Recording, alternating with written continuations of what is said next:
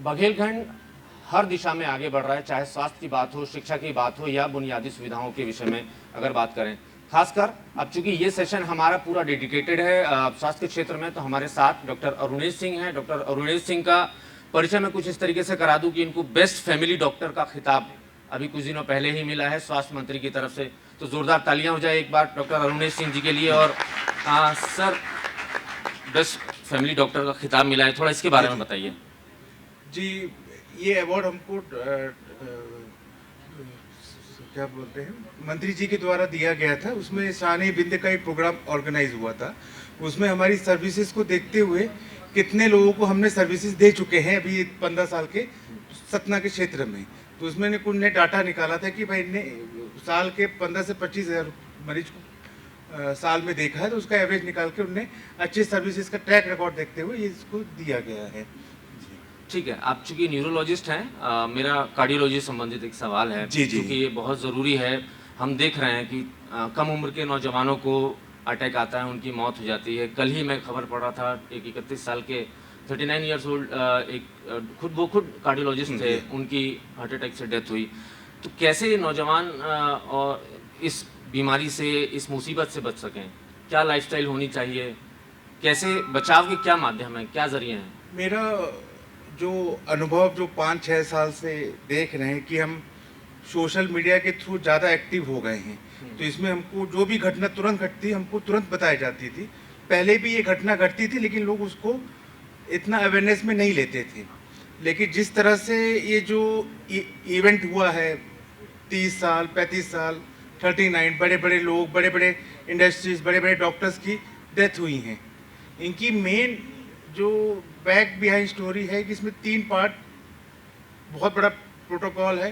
पहला stress, lifestyle modification, तीसरा आपका वर्किंग स्टाइल। और जो फिजिकल एक्टिविटी कम होने की वजह से जो मेंटल स्ट्रेस बढ़ रहा है, उससे जो कैटाबॉलिज्म और मेटाबॉलिज्म सिंड्रोम्स जो बन रहे हैं, वो बॉडी उनको एग्जीक्यूट नहीं कर पा रही हैं। तो उससे हार्ट का स्ट्रेस लेवल काफ़ी बढ़ गया है, जिससे कि आप देख रहे हैं कि जो कार्डियक मसल्स हैं वो आते जैसे जैसे एज आगे बढ़ेगी तो वीक होती जाती हैं। तो वो इतना कॉप अप नहीं कर पा रहे हैं समय के साथ से। हमने तो देखा कई बार ऐसा केस भी सामने आया है, लड़का जिम कर रहा है, स्वस्थ है और वेट लिफ्टिंग कर रहा है या जिम कर रहा है, उसकी वहाँ अटैक से मौत हो जाती है। नहीं, एक्चुअली ये सब कार्डियक एक्टिविटी को बढ़ाते हैं। हार्ट रेट आपको 130, 140, 150 ऊपर जाता है। शॉर्टकट मेजरमेंट लिए जा रहे हैं जो बॉडी के हिसाब से नहीं होता। हर बॉडी का बीएमआई, बीएमआर और जो भी आपके एक्टिविटीज़ हैं, जो शॉर्टकट जैसे स्टेरॉइड लेवल उसको लिया जा रहा है जिससे कि बॉडी के लिए जल्दी हम वो करें। और जो यूट्यूब के द्वारा जो एक मिथ और फैक्ट बताया जा रहा है वो भी काफ़ी गलत हो रहा है, जो न्यूट्रिशन के थ्रू उसके थ्रू मैनेज नहीं किया जा रहा है। तो उसकी वजह से कार्डियक एक्टिविटीज अरेस्ट जल्दी पाए जा रहे हैं। और यंग अडल्ट हार्ट अटैक बहुत ज़्यादा कॉमन हो गया है, यंग स्ट्रोक हो गया है। हम भी रोज़ हफ्ते में 2-4 यंग स्ट्रोक देखते हैं, हार्ट अटैक देखते हैं, थ्रोम्बोलाइज करते हैं। यहाँ फिर उनका बाईपास भी हुआ है, जो टाइम से हॉस्पिटलाइज हो गए, जो उनको जल्दी थ्रोम्बोलाइज हो गया, उसके बाद उनको जल्दी 3 आर्टरी ब्लॉकेज पाया गया है एंजियोग्राफी में, उनके पास सीधे बाईपास भी होते हैं। ये जो हमको जो डे बाय डे न्यूज़ मिल रही है, ये सोशल मीडिया के थ्रू लोगों को अवेयरनेस दिया जा रहा है, तो लोग उसको पॉजिटिव भी ले रहे हैं, योगा की तरफ शिफ्ट हो रहे हैं, लाइफस्टाइल मॉडिफाई कर रहे हैं, डाइट अकॉर्डिंग न्यूट्रिशन के थ्रू चल रहे हैं, तो उससे काफ़ी चेंजेस हो रहे हैं ऐसे। ठीक है, डॉक्टर प्रियंका हमारे साथ हैं, शिशु रोग विशेषज्ञ हैं। मैम, सबसे पहला सवाल तो यही कि बच्चों को बेहतर स्वास्थ्य कैसे उनका अच्छा कर सकें, जो छोटे छोटे बच्चे हैं, खासकर जो ग्रामीण वनांचल जो पिछड़े इलाके हैं, वहाँ पर बच्चों को बेहतर ट्रीटमेंट के लिए उनको अस्पताल ना जाना पड़े। ऐसा क्या बच्चे माँ करें या उनके पेरेंट्स करें ताकि बच्चे स्वस्थ हैं? सबसे पहले तो जब बच्चे पेट में होते हैं तो एंटीनेटल काउंसलिंग मदर्स की और उनके अभिभावक गार्जियंस की बहुत ज़रूरी है। तो अगर जब बच्चे पेट में हैं उसी टाइम पे अल्ट्रासाउंड, रेगुलर अल्ट्रासाउंड्स होने चाहिए, सबसे पहले तो। और अगर अल्ट्रासाउंड्स में कुछ भी विकृति या कुछ भी एनाटॉमिकल डिफेक्ट वगैरह अपन को पता चलता है तो उसके लिए आपको एक पीडियाट्रिक सर्जन से कंसल्ट करने का ज़रूरत रहता है। आप एक proper emotional support, mentally parents को तैयार करना कि आपके बच्चों को ये प्रॉब्लम हो सकती है, इस डिसीज़ का ये कोर्स रहेगा, ये इलाज की लंबा इलाज चलेगा, ये सब उनको मेंटली प्रिपेयर करना पड़ता है पेरेंट्स को। तो और उनको ये भी बताना पड़ता है कि इसके लिए आपको हायर सेंटर पे डिलीवर कराना होगा, ऐसे सेंटर पे डिलीवर कराना होगा जहाँ पे वेंटिलेटर की फैसिलिटी वगैरह अवेलेबल हो। तो ये तो हुई एंटीनेटल बात। फिर जब बच्चे पैदा हो जाते हैं तो जब उनका डायग्नोसिस, जो भी बीमारी वगैरह है वो तो डिलीवरी के टाइम पे, जैसे कोई कंजेनाइटल एनोमली है, जन्मजात विकृतियाँ जिनको हम कहते हैं, अगर वो तो पता चली जाती है डिलीवरी के बाद, तो उसको इमीडिएटली पीडियाट्रिक सर्जन को रेफ़र किया जाता है। लेकिन जैसे कुछ चीज़ें होती हैं जिनके लिए माता पिता को खुद देखना पड़ता है बच्चों को, कि जैसे जो बाद में प्रोग्रेस करती हैं, जैसे कि मेल्स में अगर बोला जाए तो जैसे छोटे बच्चे रहते हैं तो जिनका अंडकोश नहीं होता है, और या फिर जो हर्निया के बच्चे होते हैं, जो बहुत ज़्यादा कॉमन है हमारे यहाँ पॉपुलेशन में। लोगों को पता ही नहीं है, पेरेंट्स को पता ही नहीं है कि ये उनको लगता है ये ठीक हो जाएगा। उनको कई लोग आसपास के झाड़ फूक बाबा वगैरह के पास जाते हैं, वो बोल देते हैं कि हाँ आप थोड़ा वेट करिए, बच्चा थोड़ा बड़ा होगा, ठीक हो जाएगा। पर ऐसा नहीं है। 2 साल की उम्र से पहले अनडिसेंडेड टेस्टिस का ऑपरेशन करना बहुत ज़रूरी है, नहीं तो बच्चा इनफर्टाइल हो सकता है, आगे की ज़िंदगी उसकी पूरी ख़राब हो सकती है। और एक और चीज़ इम्यूनाइजेशन के बारे में कहना चाहूँगी कि बच्चों को इम्यूनाइज़ कराना बहुत ज़रूरी है। कई लोग हैं जो वैक्सीन वगैरह नहीं दिलवाते हैं, पर गवर्नमेंट की तरफ से बहुत सारी योजनाएं हैं, पूरा अपना WHO का शेड्यूल चलता है इम्यूनाइजेशन का, तो वो प्लीज़ कराएं। डॉक्टर सुमित अग्रवाल भी हमारे साथ हैं, यूरोलॉजिस्ट हैं। सर पहले तो ये बताइए कि किस तरीके से के केसेस आपके सामने आते हैं? अभी अगर मैं देखूं तो सबसे कॉमन केसेस हैं प्रोस्टेट बढ़ने के और स्टोन्स के और यूरिनरी ट्रैक्ट इन्फेक्शन के। ये 3 केसेस सबसे ज़्यादा कॉमन आते हैं। जो प्रोस्टेट है वो तो उम्र के साथ ही बढ़ता है, उम्र के साथ यूजुअली 50 से 60 के बाद लोगों का बढ़ता है, और यूजुअली उसके कारण उनको पेशाब में कुछ दिक्कत होना स्टार्ट होती है। कुछ लोग ये मान लेते हैं कि उम्र के साथ ही ये सिर्फ उम्र का पड़ाव है, रादर देन की कोई दिक्कत है। तो ऐसा होता है कि एक्चुअली प्रोस्टेट बड़ा होता है, उसका इलाज भी होता है। अब इसके लिए प्रिवेंटिव मेजर कोई बहुत ज़्यादा नहीं है, क्योंकि ये उम्र के साथ ही बढ़ता है। लेकिन कहते हैं कि अगर हम एक बैलेंस लाइफ रखते हैं, अपना वेट कंट्रोल करते हैं और एक्सरसाइज करते रहते हैं, तो ये कंट्रोल थोड़ा रह सकता है। दूसरा जो स्टोन्स की प्रॉब्लम है, इस क्षेत्र में लोग बताते हैं काफ़ी कॉमन है। कुछ लोग बोलते हैं कि कैल्शियम एक्स्ट्रा ज़्यादा पानी में होने के कारण भी बढ़ता है। कभी कभार लोग इसके लिए इसका प्रिवेंटिव मेजर सबसे कॉमन होता है कि हम पानी अच्छे से पिएं, क्योंकि अगर सॉल्ट्स कॉन्सेंट्रेट नहीं होंगी यूरिन में तो वो स्टोन बन नहीं पाएगा, तो वो स्टोन बनेगा ही नहीं, तो प्रॉब्लम नहीं आएगी। तो पानी अच्छी मात्रा में पीना चाहिए, जैसे 2.5 से 3 लीटर, 3.5 लीटर, गर्मियों में 4-5 लीटर तक पानी पहुंच सकता है। तो ये अगर उसमें आराम नहीं मिलता तो फिर हम दवाइयाँ या सर्जरी की ज़रूरत पड़ सकती है। फिर आता है यूरिनरी इन्फेक्शन। तो इन्फेक्शंस के साथ हमने देखा सबसे ज़्यादा कॉमन फीमेल्स आती, मतलब लेडीज़ महिलाएं आती हैं जिनको प्रॉब्लम होती है। कभी कभार ये भी दिखता है कि जिनको प्रॉब्लम स्टार्ट हुई, उनका स्टार्टिंग पहले डायबिटीज़ स्टार्ट हुआ और पता चला कि इन्फेक्शन हो रहा है। जांचें कराई तो पता चला कि अब ये इनको डायबिटीज़ था, इसके कारण इन्फेक्शन हुआ। या फिर कभी कभार पुअर हाइजीन होता है, कभी वाटर इनटेक कम होता है, कभी लोग काम करते रहते हैं और यूरिन ज़्यादा होल्ड करके रखते हैं, यूरिन करने नहीं जाते, उसके कारण दिक्कतें हो सकती हैं। तो ओवरऑल सब कुछ देखते हुए मुझे एक समझ आया कि एक आदमी अगर अपनी लाइफ को बैलेंस रखता है, कि मतलब सोता अच्छे से है, खाना भी एक balance diet, good protein, carbohydrate, fruits, vegetables, सब कुछ सही मात्रा में लेता है, पानी भी सही रहता है, तो सेहत काफ़ी ठीक रहती है। और अब जैसे जैसे सतना में सुपर स्पेशलिस्ट डॉक्टर्स बढ़ते जा रहे हैं और जनरल मेडिसिन में भी और सारे जनरल स्पेशलिटीज़ के भी डॉक्टर्स बढ़ते जा रहे हैं, तो health care of Satna improve ही हो रहा है धीरे धीरे। धीरे धीरे इंटीग्रेटेड केयर भी बढ़ेगी सतना में और इम्प्रूवमेंट आएगा। प्रियंका जी, मैं आपसे ये जानना चाहता हूँ कि वैक्सीनेशन एक स्वस्थ शिशु के लिए उसके जीवन में बहुत ज़रूरी है, बहुत इंपॉर्टेंट पार्ट है।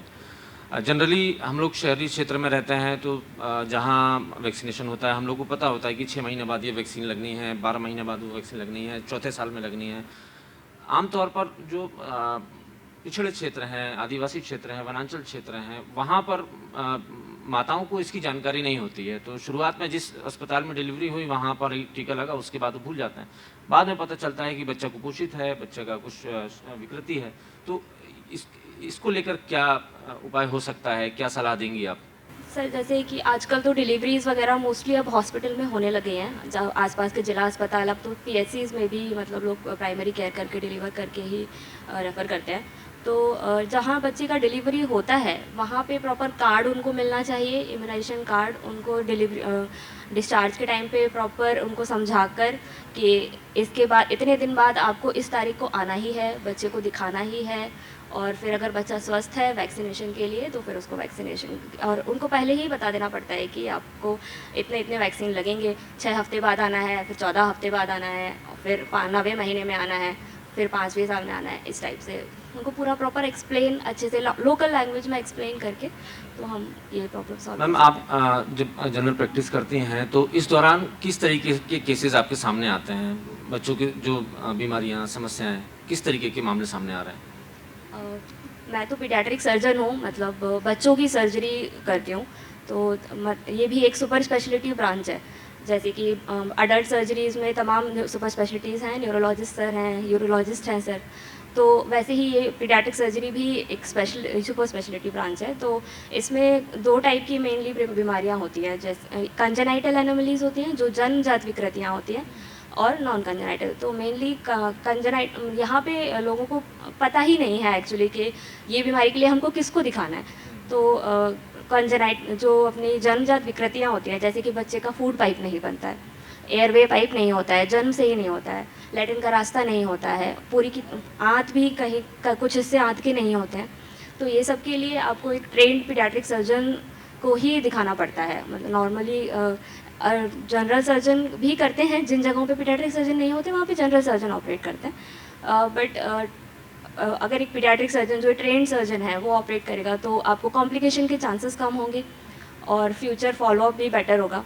और जो कि जैसे कि जो कि जन्मजात विकृतियाँ नहीं हैं, जैसे कि हर्निया हो गया या फिर पेट की बीमारी हो गई, पेट फूलता है और हरी उल्टियाँ होती हैं और जिसमें कि आंतों में रुकावट होता है, अपेंडिक्स की बीमारी वगैरह होती है, तो उसके लिए भी हम पीडियाट्रिक सर्जन ऑपरेट करते हैं।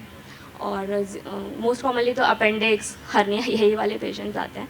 और जैसे कि किडनी का भी प्रॉब्लम होती है, किडनी में सूजन होती है जो कि पहले जन्म से पहले ही मालूम चल जाता है हमको। तो हम अल्ट्रासाउंड में तो हम जैसे बच्चा पैदा होता है तो उसके पहले दिन से ही उसका इलाज चालू कर देते हैं बच्चे को बुला के। सुमित जी, मेरा अगला सवाल आपसे है। हम जनरली देख रहे हैं कि आजकल युवाओं में किडनी में स्टोन की बहुत समस्या आ रही है। मुझे लगता है कि हर 10 में से 3-4 लोगों को ये प्रॉब्लम हो ही रही है। किसी का छोटा स्टोन है, किसी का लेंथ बड़ा है। तो ये क्यों हो रहा है और इससे कैसे बचा जा सकता है? खासकर जो कामकाजी, जो पेशेवर युवा है, जो नौकरी करता है, 12-12 घंटे टूर कर रहा है, कहीं बाहर कुछ खा रहा है, कहीं कुछ पी रहा है, तो ऐसे लोग कैसे इससे सावधान रह सकते हैं? स्टोन्स की प्रॉब्लम तो है और बढ़ भी रही है। अब इसका सबसे इम्पॉर्टेंट है कि पानी सही मात्रा में बीच बीच में पीते रहें। अगर हम अपना वाटर इनटेक अच्छा रखते हैं कि हमारी यूरिन आउटपुट कम से कम 2.5 लीटर से ज़्यादा रहे डेली, जिसके लिए हमको 3 से 3.5 लीटर पानी डेली पीते रहना चाहिए। और ऐसा भी नहीं कि इकट्ठा पी लें, सुबह पी लें बस फिर नहीं लें, तो बीच बीच में थोड़ा थोड़ा पानी पीते रहें। इससे सबसे ईजीएस्ट मेथड है स्टोन बनने को प्रिवेंट करने का। इसके अलावा दूसरा चीज़ डाइटरी मॉडिफिकेशंस भी इम्पॉर्टेंट है, जिसमें कई लोग बोलते हैं, मतलब चीज़ें बताई गई हैं कि टमाटर खाना, पालक खाना, एनिमल प्रोटीन ज़्यादा खाना, इन सब, कैबेज खाना, इन सब से स्टोन फॉर्मेशन में थोड़ा सा ज़्यादा, इसमें ऑक्सलेट कंटेंट होता है और कैल्शियम ऑक्सलेट स्टोन सबसे कॉमन है। तो इसमें भी मैं कहूँगा कि ऐसा नहीं है कि ये हमें खाना बंद कर देना है, ये हम बैलेंस डाइट रखें, मतलब जितना सब कुछ खाएं एक प्रॉपर प्रोपोर्शन में खाएं जिससे कि स्टोन्स कम बने। और अगर कोई भी प्रॉब्लम होती है तो उसको इग्नोर ना करें और जल्दी किसी डॉक्टर को संपर्क करें। और अगर पानी में दूसरी चीज़ है कि कई लोग ये भी होता है कि लॉन्ग वर्किंग आवर्स की वजह से जंक फूड भी बढ़ जाता है, वाटर इनटेक कम हो जाता है, तो इस चीज़ को ना करें। सर ये जंक फूड की आप बात कर रहे हैं, जनरली बच्चे बहुत जंक फूड खाते हैं, तो क्या बच्चों में भी स्टोन की समस्या आ रही है? जी जी, मैं जब से यहाँ आया हूँ मैंने अभी कम से कम साल भर में 15-20 बच्चे देखे हैं जिनको ब्लैडर स्टोन, किडनी स्टोन और यूरेट्रल स्टोन्स आए। बच्चों में माल न्यूट्रिशन मतलब वो कुछ भी हो सकता है कि ठीक से खाना, एक तो प्रोटीन एनर्जी माल न्यूट्रिशन होता है, या फिर कि वो ज़्यादा जंक फूड खा रहे हैं उसमें भी प्रोटीन एनर्जी कम जाती है। इन दोनों की वजह से एक अमोनियम यूरेट स्टोन्स बन सकते हैं। इसका तरीका यही है कि उनका एक बैलेंस डाइट रहे और वाटर इनटेक अच्छा रहे, इससे स्टोन उसमें भी बचा सकते हैं। तो ओवरऑल यही समझ आता है कि हम एक बैलेंस लाइफ रखते हैं और बैलेंस डाइट रखते हैं, वाटर इनटेक अच्छा रखते हैं, तो स्टोन कम बनेगा। प्रियंका जी, आप सर्जन हैं और बात जंक फूड और बच्चों के खाने को ही लेकर चल रही है। हम देख रहे हैं बच्चों का इम्यून सिस्टम बहुत वीक हो गया है। खासकर हमने कोविड में जब आए तो हम लोग को पता चला कि इम्यून सिस्टम क्या होता है, हमारा, बच्चों का, सबका। उसके बाद हम देखते हैं अमूमन वायरल चलता है और एक के बाद घर के बच्चों को बीमार होने लगते हैं। तो बच्चों के इम्यून सिस्टम को और ज़्यादा स्ट्रॉन्ग करने के लिए क्या सुझाव है देंगे आप, और उनसे बचने का कि ऐसे वायरल डिसीज़ जो आती हैं उनसे बच्चे कैसे बच सकें? क्योंकि क्लासरूम में बैठे हैं 50 बच्चे हैं, एक से एक को। अभी फ़िलहाल में ही मतलब काफ़ी वायरल के केसेस आए हैं लास्ट 1 मंथ में। मतलब ऑलमोस्ट अगर 50 पेशेंट्स का ओपीडी है तो उसमें से 30 पेशेंट्स आपके वायरल के ही आते थे हर बच्चे। तो उसमें अपन बच्चों के लिए अब ये उनको हाइजीनिक तरीके सिखा सकते हैं कि घर में hand wash, proper hand washing, जो हैंडकचीफ यूज़ करना, कफ वगैरह अगर है तो मास्क यूज़ करना क्लासरूम में, और दूसरे बच्चों का बॉटल यूज़ नहीं करना, दूसरे बच्चों का खाना यूज़ नहीं करना, और घर में भी उनके लिए प्रोटेक्टिव मेजर्स यूज़ करना चाहिए, जैसे कि अलग टॉवल उनके लिए यूज़ करना चाहिए, और उबला हुआ पानी, थोड़ा गुनगुना पानी पिएं तो उससे भी थोड़ा रिलीफ मिलता है। और एंटीबायोटिक नहीं लेना चाहिए वायरल का अगर है तो। हम हमेशा देखते हैं कि एंटीबायोटिक सबसे पहले प्रेस्क्राइब की जाती है, तो एंटीबायोटिक्स वायरल में हेल्पफुल नहीं होती है।